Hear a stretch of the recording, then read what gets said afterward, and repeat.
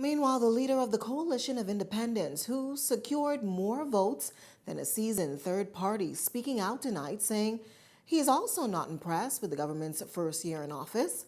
Leah Cooper has that angle. The government's failing on a number of fronts. This, according to Coalition of Independents leader Lincoln Bain, 1 year after the Davis administration was voted into office. As it relates to healthcare, the government is failing. As it relates to education, the government is failing. As it relates to crime, the government is failing miserably. As it relates to BEC, Fred Mitchell has basically thrown his hand in the air and said that, we can't get it together on electricity. On immigration, the government is failing miserably. And in terms of empowering Bahamians, they're also failing. We also feel that this is the first government that has sent the military out for their own people who are possessing Crown land. And we are very disturbed by that. So based on the things that I've said, I would give the government a failing grade because they are failing on so many different areas. He adds that 1 year later, the Davis administration has failed to enact the Freedom of Information Act. And I think that is something simple that can be put into place. We're looking at campaign finance reform, but how can we go into the things that they're asking us to go into without a Freedom of Information Act? Bain also criticized the government's approach to amending citizenship laws. We are extremely concerned about these amendments to citizenship laws in our country. It's not that we're against gender equality. We are all for gender equality, and we feel that Bahamians should be able to pass on their citizenship, but we are concerned with the general concept of the rule of law.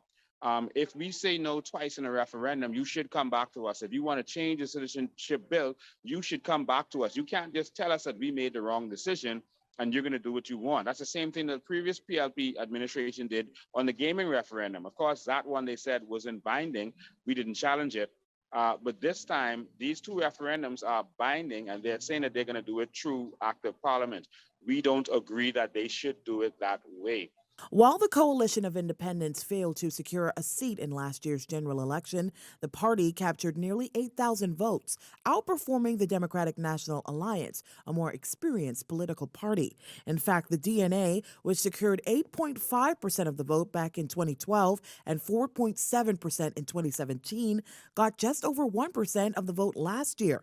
Mr. Bain outlines what the party's been up to since the election. As you can see, normally after elections, the opposition and the third parties, they normally disappear. They normally go away for a while and lick their wounds and try to recover.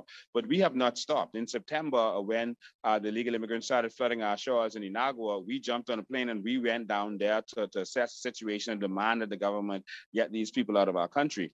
And we've been fighting ever since the election. You would have seen us on social media. We didn't get a lot of media coverage, but you would have seen some of what we've done on social media. We've been out there doing different things, fighting for the Bahamian people, exposing things that have been going on. We have been working.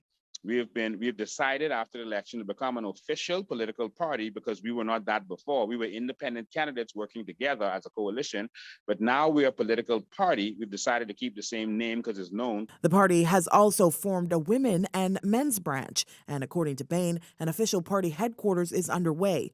On the campaign trail, the COI pledged every Bahamian would receive their birthright, including a share of the country's natural resources under COI leadership. Leah Cooper, Eyewitness News.